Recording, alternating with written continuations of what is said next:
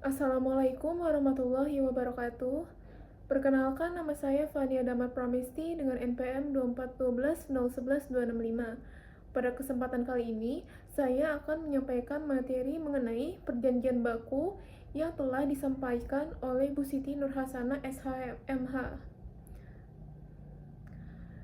Perjanjian baku adalah kebebasan individu pengusaha untuk menyatakan kehendaknya.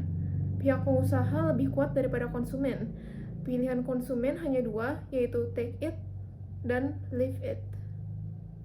Hubungan hukum. Muncul hubungan hukum antara produsen dan konsumen, yang mana terdapat masalah utama, yaitu kemampuan konsumen untuk memenuhi syarat-syarat yang diterapkan secara baku dan sepihak oleh pengusaha. Konsumen harus menerima segala akibat dari perjanjian tersebut meskipun merugikannya. Lalu, ciri-ciri perjanjian baku ada 3: mengikuti dan menyesuaikan perkembangan tuntutan masyarakat, mencerminkan prinsip ekonomi dan kepastian hukum. Perjanjian dibuat secara tertulis berupa akta otentik atau di bawah tangan. Selanjutnya, memuat syarat-syarat baku menggunakan susunan kalimat yang teratur dan rapi. Format perjanjian baku meliputi model, rumusan, dan ukuran. Format dari perjanjian baku sudah dibakukan. Model dapat berupa blanko naskah perjanjian lengkap atau dokumen bukti perjanjian yang memuat syarat-syarat baku.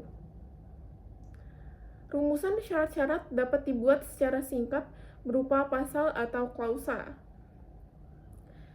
Syarat-syarat tersebut ditentukan secara sepihak oleh pengusaha atau organisasi pengusaha. Dalam syarat-syarat perjanjian, terdapat klausa penyelesaian sengketa. Penyelesaian sengketa berisikan standar-standar penyelesaian sengketa. Selanjutnya adalah kontrak baku.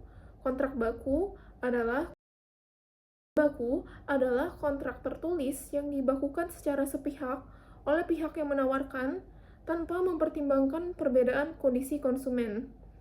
Hondius menyatakan bahwa perjanjian standar adalah konsep janji-janji tertulis yang disusun tanpa membicarakan isinya, serta pada umumnya dituangkan pada perjanjian-perjanjian yang tidak terbatas jumlahnya, namun sifatnya tertentu. Perjanjian standar adalah perjanjian dengan ciri-ciri transaksi dilakukan atas dasar formulir yang distandarisasi. Formulir-formulir digunakan untuk memenuhi permintaan barang atau jasa secara massal. Formulir tersebut berjumlah tidak menentu dan tidak perseorangan. Formulir dirancang oleh perusahaan. Setiap ovary tidak memiliki posisi tawar, hanya dapat melekatkan diri pada kontrak atau menolak kontrak. Kontrak baku. Stein menyatakan bahwa perjanjian baku dapat diterima sebagai perjanjian berdasarkan fiksi adanya kemauan dan kepercayaan yang membangkitkan kepercayaan bahwa para pihak mengikatkan diri pada perjanjian itu. Jenis-jenis perjanjian baku menurut Maryam Darus Badrul Zaman, yang pertama adalah perjanjian baku sepihak. Lalu, perjanjian baku timbal balik, perjanjian baku yang ditetapkan oleh pemerintah, dan perjanjian baku yang ditentukan di lingkungan notaris atau advokat. Definisi dari klausa baku. Berdasarkan pasal 1 angka 10 Undang-Undang Nomor 8 Tahun 1999, klausa baku adalah setiap ketentuan dan syarat-syarat yang dipersiapkan dan ditetapkan terlebih dahulu secara sepihak oleh pelaku usaha yang dituangkan dalam dokumen yang mengikat konsumen. Dilihat dari isinya, terdapat 3 jenis klausa baku. Yang pertama, pengurangan atau penghapusan tanggung jawab terhadap akibat hukum, misalnya seperti ganti rugi akibat wan prestasi. Lalu, yang kedua adalah pembatasan atau penghapusan kewajiban-kewajiban sendiri. Dan yang ketiga adalah penciptaan kewajiban-kewajiban yang kemudian dibebankan kepada salah satu pihak.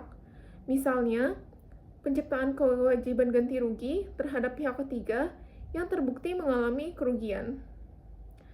Istilah-istilah yang kita kenal dalam kehidupan sehari-hari berdasarkan pasal 13, perjanjian adalah suatu perbuatan hukum di mana satu orang atau lebih mengikatkan diri kepada satu orang lain atau lebih.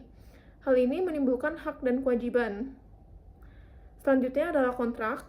Kontrak adalah perjanjian yang dibuat secara tertulis antara pihak yang satu dengan pihak yang lainnya. Dan MOU atau Memorandum of Understanding adalah kesepakatan awal oleh para pihak sebelum menandatangani perjanjian atau kontrak. Sepanjang MOU mengandung kewajiban, maka MOU dapat dipandang sebagai perjanjian yang bersifat mengikat. Sekian dari saya, kurang lebihnya mohon maaf. Assalamualaikum warahmatullahi wabarakatuh.